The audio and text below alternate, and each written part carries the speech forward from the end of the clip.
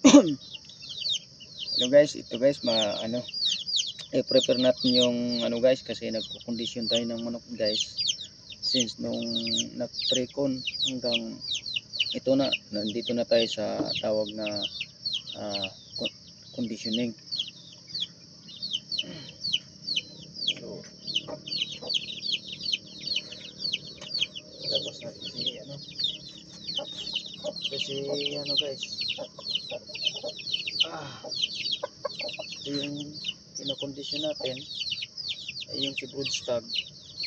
Ilalaban natin si broodstag para kasi ginawa natin, binablog natin kasi nagpapalahi tayo. Ito naman ay winning line, so kailangan natin na subukan natin yung galing niya sa larangan ng arena. Kaya ito piniprepare ko guys. Ilalaban yan sa ano. Ngayong guys, mamaya ngayong hapon magtuturo ako ng tawag ito, big sun at saka yung ito, mayroon tayo ng doxylac. Itong doxylac guys, bakit ako naggamit ng doxylac? Dahil sa haba ng pagtitraining natin ng manok, nag hard training tayo, tapos nagsusubo tayo ng mga supplement, vitamins at saka yung mga capsule para sa sa katawan niya. Magkakaroon ng init ng gamot at saka yung pagtitraining, nag-conflict sila. So may possibility nga magkakaroon ng either sipon o halak yung natin, tinitraining natin na panglaban natin ng manok. Kaya sa 5 days before fight, may isang araw tayo na i-flushing natin siya. Kukunin natin, tinan natin yung niya sa loob ng niya, sa baba niya. Kung tingnan natin kung basa yung niya, dahil basa bandang ilong, i-drain natin, tapos painumin natin ng doxylac para pagdating sa laban, pag intake niya ng oxygen at sa pag exhaust ng oxygen, libre guys, walang kabara-bara.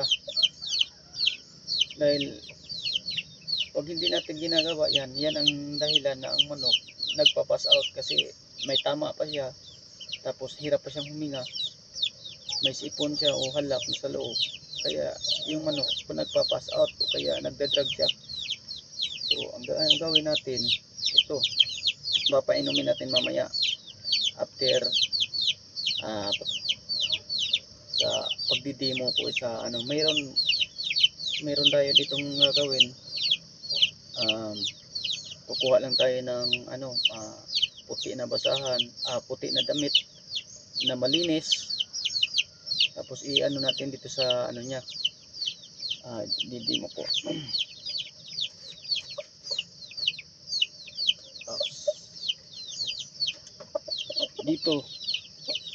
Dito sa loob guys, titingnan natin yan, sa loob kung basa yung niya. Ito basa, pupunasan natin, tapos kung basa, kailangan painumin natin ng pang supplement na prevention ng sipon o halak. Kahit wala kayong nakikita guys, basta kasi galing sila sa hard training, kailangan possibility na dahil sa klima, malamig, mainit, kaya nagkakaroon sila ng kanyang halak. So ngayon guys, hindi ko pa ipapakain sa kanila yung hindi ko pa siya papakainin. Mayroon tayo itong ginagawa dito guys na binababad ko itong greens, yung greens na conditioning greens. Tapos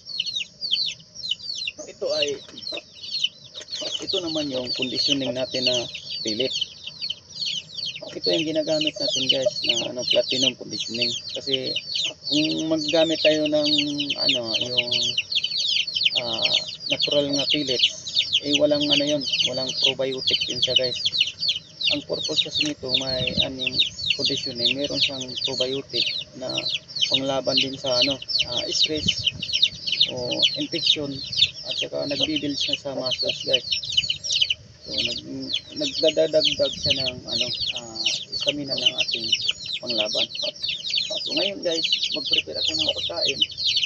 Ang ginagawa ko, ito naman yung pakainan. Yung pakainan natin guys, dahil ito na ang stage ng conditioning at 5 days na lang ang ilalaban ng manok. So maingat tayo na mabigay sa kanya ng mga pagkain. Kailangan contaminate ng ma-contaminate siya ng mga yung bakterya, mahihina din yung manok natin. So i-disinfect natin yung natin, ng gamit natin ay Sunrox. I-disinfect natin guys, kasi mahirap na tayo na para hindi tayo mahirapan kung saan siya, kung ano ang dahilan kung bakit siya nagkaroon ng infection. Naman disinfect naman yung mga kainan niya. So madali nating basahin kung saan siya nagkaroon ng bakterya. So disinfect natin, kasi yung dito naman sa pagkain natin, ito yung natural nga mayroon talagang bakterya nito. Yung pagkain naman ay mayroon siyang bakterya, pero good bakterya siya. So kailangan natin na itong bad bakterya kailangan natin tatanggalin. So itong magkukuha tayo nito greens, yung greens natin na conditioning, natin guys, kailangan ngayon, kasi stage na ng 5 days before 5 na, kailangan hugasan natin kasi nakababad to, medyo siya, parang nangamoy na. So hugasan natin para bumabalik siya sa normal na hindi pa naman siya papakainin, kasi una natin flushing ko yung ipa-flushing ko yung niya.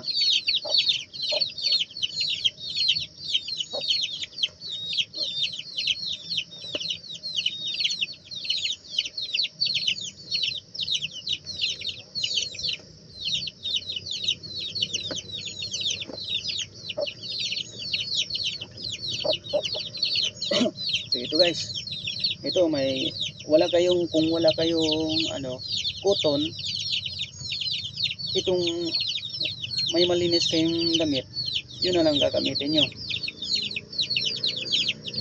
para hindi pwede yung marumi na sa ilalim ng, kasi sa baba niya yon, papunta yun sa niya, lalamunan niya. So gagawin natin, ito na lang.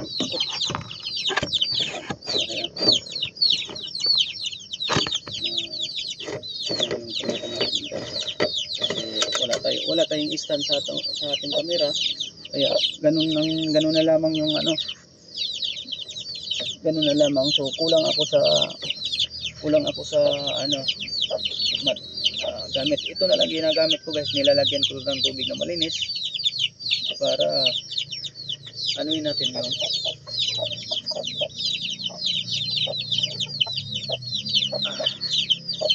ganito na ito paghawak ng manok guys. Tapos yung dahil na tayo sa naka-sanitize na yung kamay natin, igagana natin sa bunga ng manok.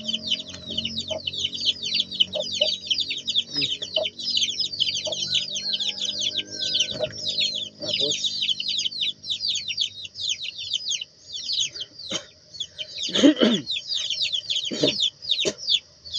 ganun guys. Oops. medyo ano. So yan guys, oh, may nakita tayo na ano,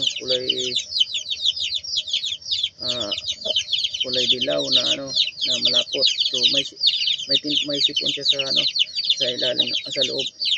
So kinalang i-ano natin, i-drain dashing natin to. So paano mag-flashing na ano guys, nasa stage na tayo na ganito. Takpan mo lang yung ano, takpan mo lang yung ilong, tapos sabay ano,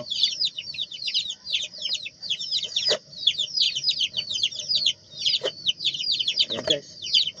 Okay, ayan guys, oh, lumalabas guys yung kulay mga dilaw nga ano, something may kulay dugo-dugo. So nagkaroon siya ng infection. Oh, may itim na yung ano niya, yung mukha niya. So ganun lang guys. Depende sa kung diskarte nyo. Ito ako, ang diskarte ko ay hinihipan ko to, tapos tinatakpan.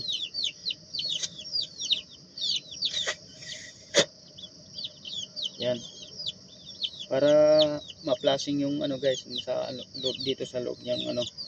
So tapos na tayo, tapos na yung ano natin. So yun guys, ay ano na yung ano natin.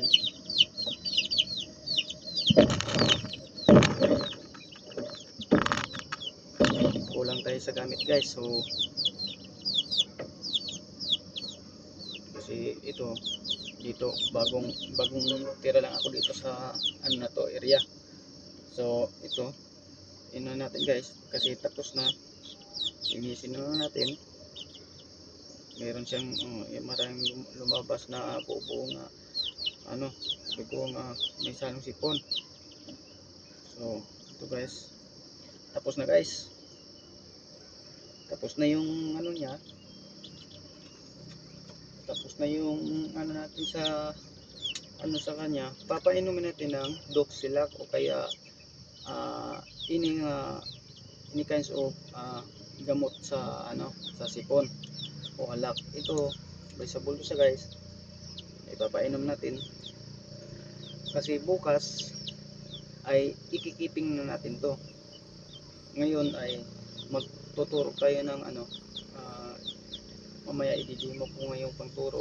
So ito muna, mamaya pa yung ano, mamaya pa yung tanghali. So yun, nakainom na siya guys. So ito, wala na tayong pagkaalalahanin sa paglaban niya. Kung sa drug fight man, mayroon siya pre-oxygen na yung ano, may intake niya. Wala na siyang ano sa loob. So, kasi kung titingnan mo guys, wala talaga sipon. Tuyo yung mukha niya, wala. Pero sa loob, sa sa experience ko kasi guys, matagal na ako nagko-condition ng manok. Saan ako na ano, punta na farm. Kaya ganito ang ginagawa namin, na sa akala mo walang sipon, pero sa loob pala may sipon, hindi mo lang nakikita. Kasi may iba-ibang klase ang sipon, may dry, okay, na at saka yung ano niya, tawag ito, alak. Doon lang sa loob, hindi siya nakalabas. So yan lang guys. So, ito guys, dahil na-sanitize na natin to, na ano, na-disinfect na natin ng ano, ng sunrox. So huhugasan na natin para mag-prepare naman tayo ng pagkain niya. Dahil sa nakakain siya, ano tayo ng supplement ng gamot niya. So yung regular meal natin na pinapakain sa kanya, actually yung grains at saka yung pellets na ano, platinum na gamit natin na pellets na pang condition ay 50-50 lang guys. So 50-50 lang yung grains, 50-50 po yung pellets. So ang gagawin natin, dahil nakatik siya ng ano, gamot, hindi natin ipakapakainin sa regular na meal. Ang gagawin natin, yung 50-50, gagawin natin na 25-25. 25% sa sa greens, 25 sa pellets. Bakit? Dahil may pinainom tayo na gamot, baka hindi siya matutunawan. So kunti lang munang kakain. So, after 4 hours saka ka papakain ka ulit ng para mabuo yung 50 grams. Para mabuo yon, ang gagawin, magdagdag ka mamaya after 4 hours, dadagdag ka na maya ng 25 grams. So guys, ito guys, ito na guys, ito pakainin natin siya. Yung spoon pala guys, ito yung gamit natin, ito ay naka disinfect to guys, kaya ginatago to doon sa page sa pellet. Hindi to siya basta-basta nilalabas kasi dadapuan siya ng magkakaroon siya ng bacteria. So gagawin natin guys, ito yung 50 guys, ito yung 50 grams. Ang gagawin natin, ito yung guys, 25 grams. So yan na guys, okay na guys. Dahil sa huhugasan natin guys kasi nagkakaroon siya ng sa sobrang tagal na pagbababad kasi na to, yung pag-prepare natin ng natin pang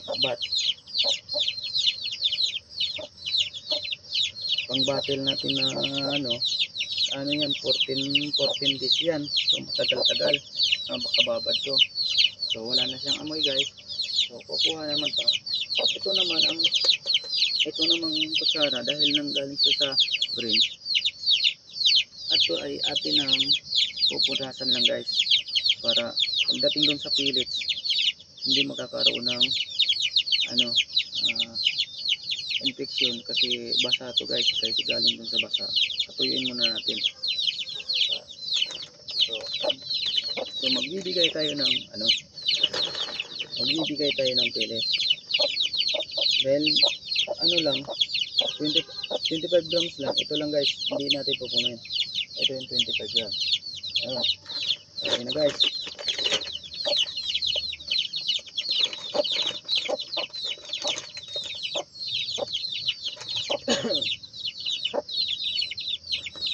Ito guys, ito yung itsura niya guys ng tawag nito. Bali, ang kinakain lang niya guys ay 50 grams lang. Kasi 25 is to 50. So, ito papakain natin sa kanya guys para so take note, dahil napapakain natin napapainom natin ng gamot siya pang prevention ng alak at saka sipon. Hindi natin pwede na painumin siya ng tubig kasi para matutuyo yung niya, yung sipon niya. So para iwas na rin sa infection, natin muna painumin siya ng tubig. Antayin natin yung 4 hours o 5 hours na para ma-absorb na yung gamot niya sa katawan niya.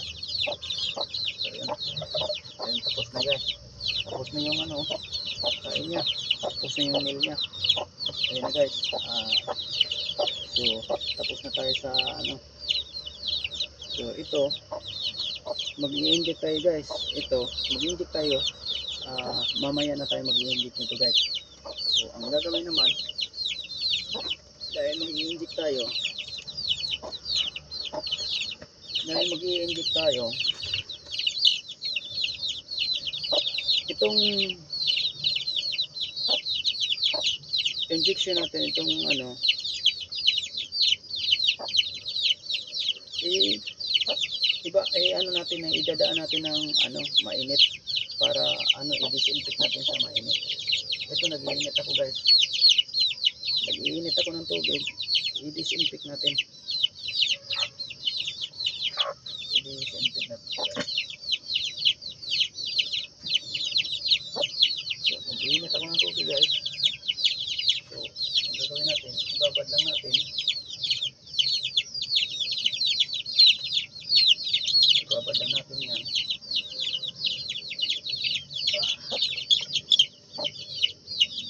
Yan guys. Binabad natin yung guys.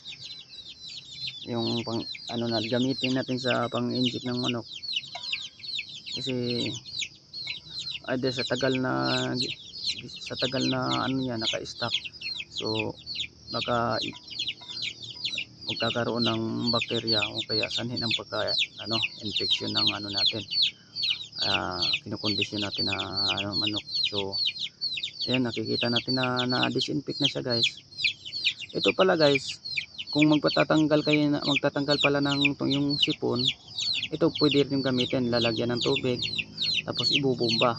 Pero hindi ko ginagamit yun guys kasi bicycle na baka yun ay makakainom siya ng tubig, lalong magkalala yung sipon niya. So ang ginawa ko lang, yun, tinatakpan yung ng tela yung ilong niya, tapos sabay hinihipan, binubombahan ng hangin para lumalalabas yung pressure, para may karoon ng pressure sa hangin doon sa loob, tapos itulak yung sipon papunta doon sa hinaharang ko na tela sa loob ng bunganga niya. So ayun guys, ito ay disinfect natin ng mainit na tubig. So mamaya pa yan guys ng tanghali yan, mag-i-inject tayo. So yun guys, yun lang muna yung natin guys, kaalaman natin sa kondisyon ng panglaban natin ng manok. So kailangan hindi lamang sa ipot na binabantayan kung ano yung galaw ng manok, kung ano yung mga pag moisture kinukuha, kundi kinahanglan na kailangan natin na tingnan din natin yung ginagamit natin facilities o mga gamit na sa kanya. Nagbibigay tayo ng mga supplement na kailangan malinis, na disinfect natin sila guys. So may kasabihan nga